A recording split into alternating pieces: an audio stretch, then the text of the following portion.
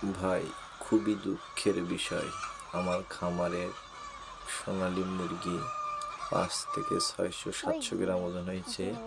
এই মুরগি মারা যাচ্ছে। এখন মুরগিটা আমি কেটে দেখছি কিসের জন্য মুরগি মারা যাচ্ছে। মুরগি কেটে দেখি দিল বড় হয়ে গেছে এবং মুরগির পেটের ভিতরে, হাড়ের ভিতরে পানি হয়েছে। কিমড়েও আছে মুরগির পেটের ভিতরে। আপনার ফিতা কিমড়ে বলে, ওইটা ওষুধ দেওয়া হবে।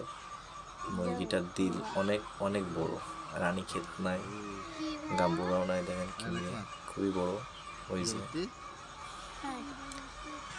এই অবস্থা। এখন আজকে 4টে কেটে গেছে মুরগি। তো